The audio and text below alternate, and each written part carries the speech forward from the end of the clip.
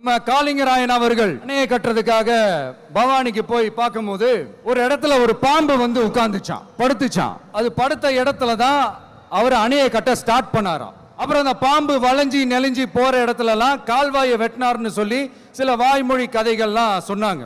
தண்ணியை சேமிச்சு வச்சு குடிக்கிறதுக்கும் விவசாயத்துக்கும், இப்படி தண்ணியை சேமிச்சு வச்சு குடிக்கிறதுக்கும் விவசாயத்துக்கும் வழி வகுக்கிறது எவ்வளவு பெரிய ஒரு நல்ல விஷயம்.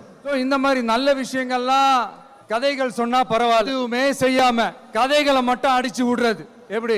கடவு அத்திக்கடவு அவிநாசி திட்டத்தை இன்னும் விரிவுபடுத்தினா அந்த 3 மாவட்டத்தில் இருக்கிற லட்சக்கணக்கான மக்களுக்கு எவ்வளவு பிரயோஜனமா இருக்கும். எத்தனையோ லட்சம் ஏக்கர் நிலங்கள்ல விவசாயம் நடத்தினா எவ்வளவு பிரயோஜனமா இருக்கும். ஏன் அதெல்லாம் பண்ண மாட்டேன்றீங்க? வள்ளுவர் கோட்டத்துக்கு காட்டுற அக்கறைய இங்க மக்கள் வாழ்வாதாரத்துல கொஞ்சம் காட்டலாம்ல, ஏன் காட்ட முடியும்? கவர்மெண்ட் நடத்துறாங்களா இல்ல கண்காட்சி நடத்துறாங்களா? இந்த 21ஆம் நூற்றாண்டிலே மக்களை பத்தி எதுவுமே யோசிக்கிறது இல்ல.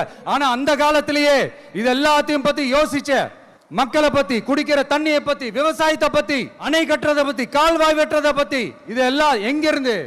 பவானியிலிருந்து நொய்யலாறு வரைக்கும் கால்வாய் வெட்டி இது எல்லாத்தையும் பத்தி யோசிச்ச காளிங்கராயன் அவர்களுக்கு கோடி கும்பிடு போட்டாலும் பத்தாதுங்க.